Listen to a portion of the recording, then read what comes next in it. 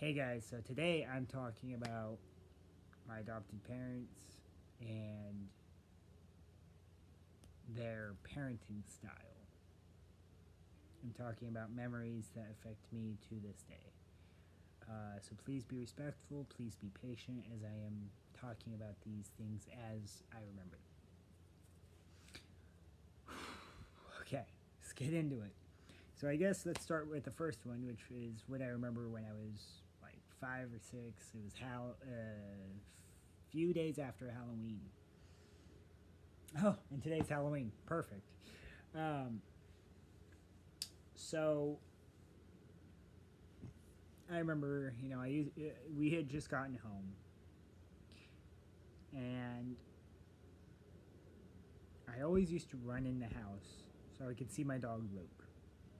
Now I don't remember if it was like evening or night, but I remember running in the house, and I was raised with 3 boys: Eric, Brandon, and Jordan.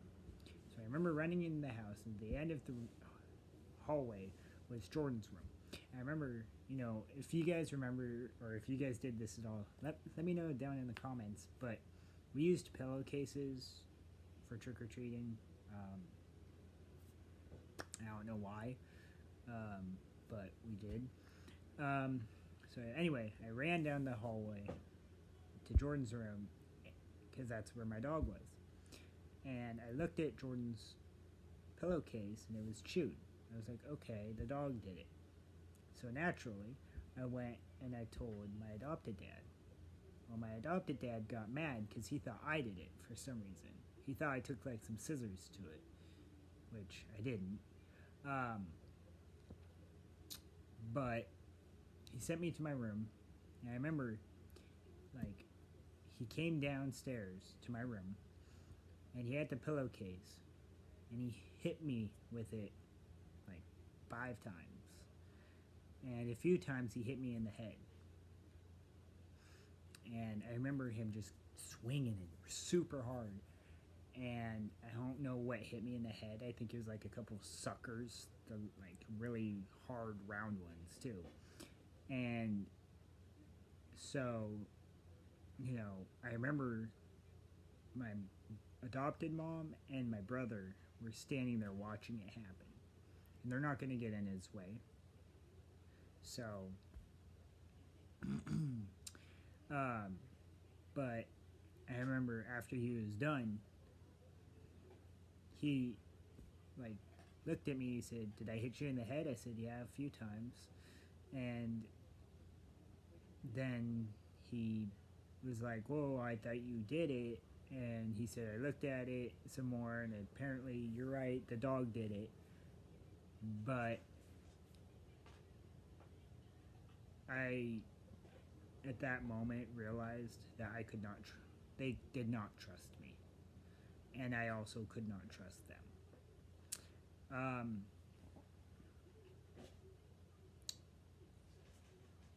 Yeah, that was a really rough night. I think I ended up going to bed early that night. But moving forward a few years, I was going to uh, a Montessori school, and it was hell. Um, you know, I had a lot of anger from the time I was like 4 until I was, well, until now, actually. From the time I was 4, I had huge anger outbursts up until now because it still affects me. I just have better management over it. But yeah, so I was going to school, and I remember like writing vulgarity on the wall for some reason. I don't remember why. I think I was just the. I think it was because I was either getting bullied or whatever. I don't remember. Anyway, um, my teacher found out, and rightly so, had me clean it off. Um, and it was just like three curse words. I can't remember what they were or in what order, but I remember my teacher calling my adopted dad and him showing up, and she was talking to him about it, and she was like, now don't, at the time it was her, but she was like, now don't be so hard on her, you know. And he was like, okay. Got home and sent me to my room, took off his belt, his leather belt, and whipped me on my bare backside like 5 times.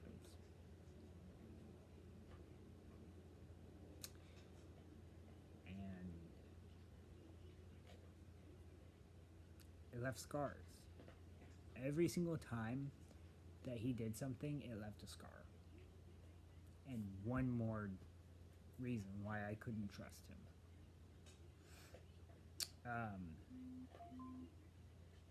So, moving forward, I was having pictures taken by a professional photographer, and the night before, or the day before, I pissed off my adopted dad, and I don't remember what I did, but he took a plastic hanger, and it was like this, and it was like plastic, the bendable plastic, you know, the kind that you would like put over your head as a kid. If you guys never did that, it's okay. But anyway, he took a plastic hanger, and I remember him like smacking me in the neck with it. I remember a piece broke off and cut me in the chest. I remember going to the photographer later that day, and I remember the photographer was like, oh, what happened? And I said something like, oh, the dog clawed me or something. I don't know. I said something. And she was like, okay. But John told her to just Photoshop it out. And, you know, I think she knew what was going on. I was scared of my adopted dad.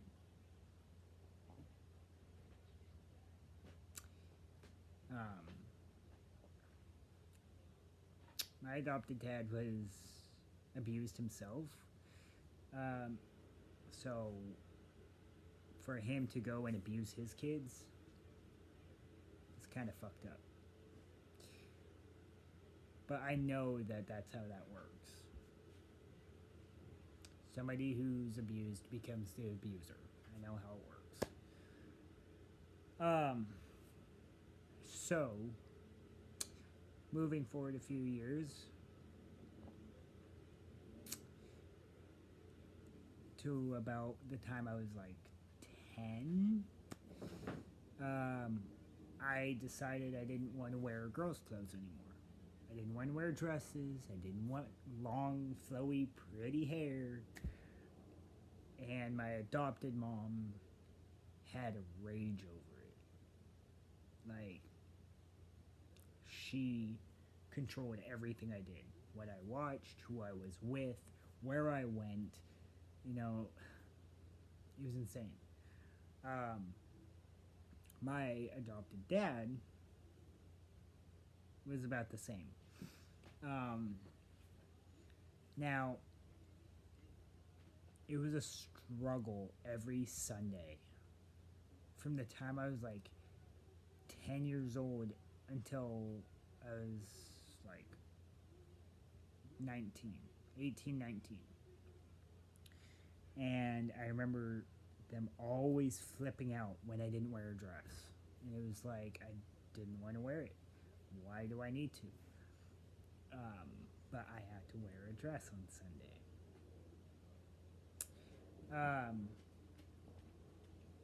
And that was really difficult. You know, I got so mad. I was on a trampoline, and I had my little safety plastic scissors, and I cut from like here all the way back, And she took me to the haircut place, and they were like, well, the only way we can fix this is with the pixie cut. You know how happy I was?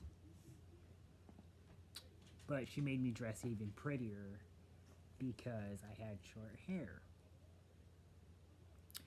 Now, moving 6 years later, we're in California. We moved to California in 2011. This was a few minutes prior to my tutor or my ES coming, and me and my adopted mom got in an argument. She shoved me and pushed me until the point where I lost my balance. Kicked me and said, "Get up." For somebody who's so frail, she's very evil. I remember me and my adopted dad got in a shoving match. He did most of the shoving, as he always did. We're in the backyard. He said, "You realize if I hit you, you're going to the hospital." And I so wish he would have hit me, because I could have just told, I could have told the people in the hospital that he beat me again.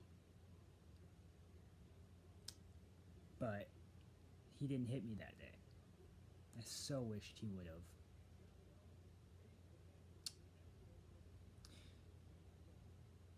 Moving forward to when I was 18, I got a job at Safeway. Not Safeway, Save Mart. Save Mart in California.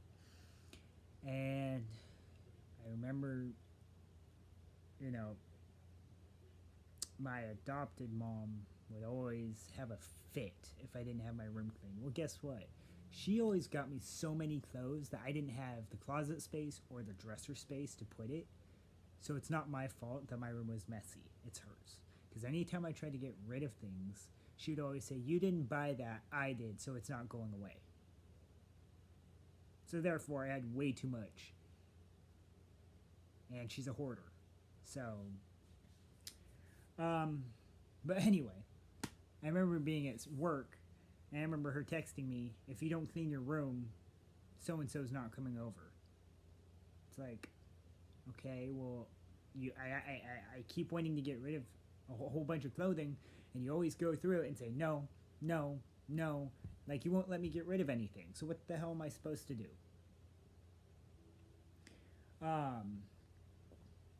I was not allowed to do anything. I got my own phone bill. I got my own phone. And they still made me sleep separate from my phone. Because I wasn't allowed to sleep with my phone in my room that I paid for under their roof. And they basically said their house, their rules. And I hate parents that do that. And I remember every night, like, you know, because I worked night shift. I did stalking.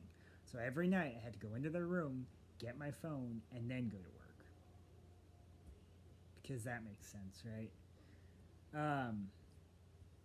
But anyway, I'm mainly talking about this because they have severely messed me up. And I hope they can live with themselves. I hope they can sleep at night, knowing that their child hates them. I'm not their child. I would never claim to be their child. You know, my adopted mom has fibromyalgia, arthritis. She has all these health issues. For somebody who has so many health issues and so frail, she is an evil woman. She is evil. I came out to her as transgender at 18.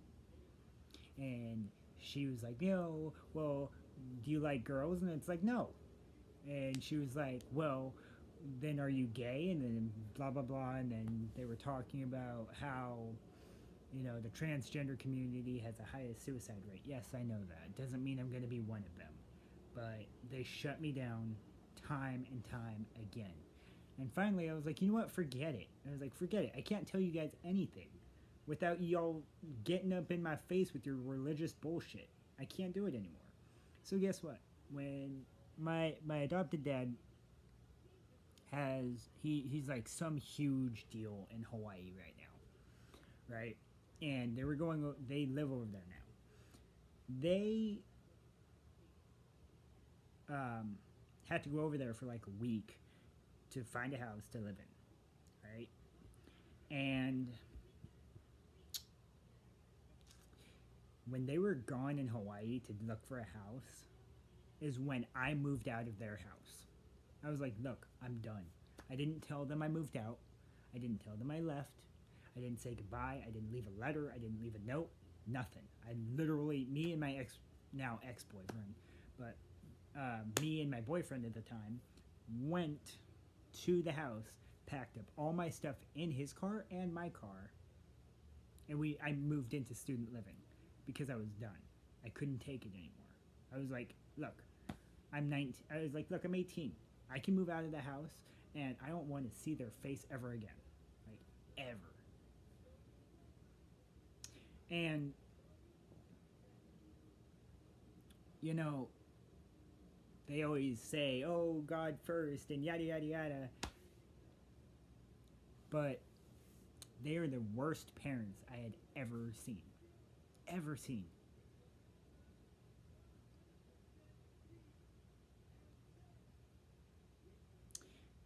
And they wonder why I don't trust anybody. Because I've been abused my whole life.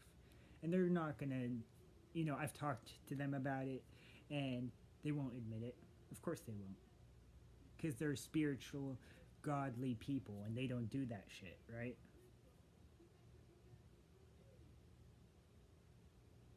There's millions more stories that I could put out here, but I think I'm getting too worked up, and I think, I don't think it's the right thing to do. I just hope they can sleep at night, knowing that their child hates them, and that I will never talk to them again. Because I'm realizing having even my adopted dad's number in my phone is pissing me off.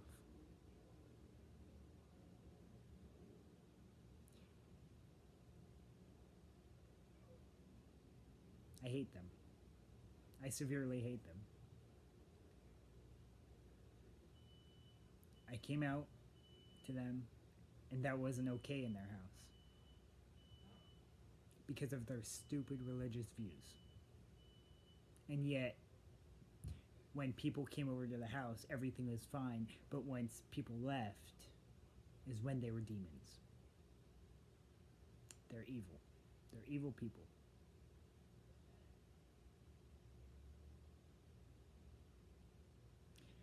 And I don't care to see them ever again. I can live perfectly fine without seeing them ever again. I don't care. I think this video is helping me let go of them. Because now that I think about it, they're idiots.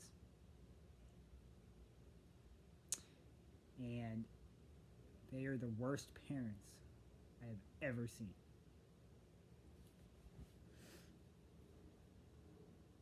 So I hope they can sleep at night. I really do. I hope they can live with themselves, knowing that their child hates their guts for how they raised their kid. Raised.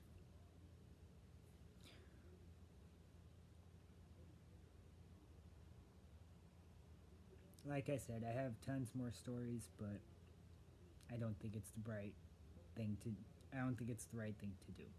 I'm clearly worked up, and that's a huge deal for me to even be able to notice when I'm worked up. I've come a long way. I have a long way to go still. But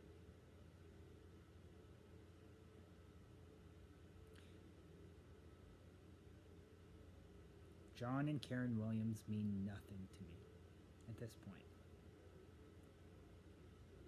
I have zero respect for them.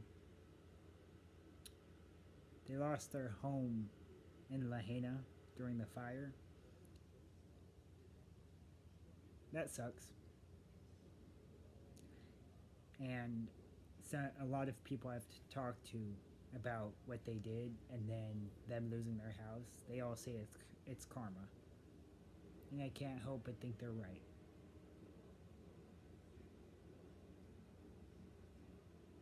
But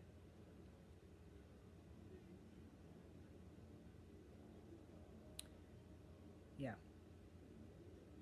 I hope somebody out there can relate to this because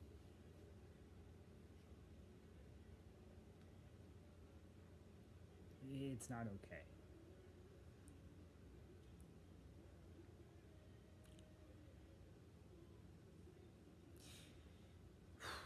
Anyway, I hope you guys have a good day. This was a hard thing for me to make. Please don't comment hate. If you're not going to say nothing nice, don't say nothing at all. Please. I'm already struggling mentally, but I felt like this was necessary to put out there because now I feel a million times better. And I feel like I can properly let go of them.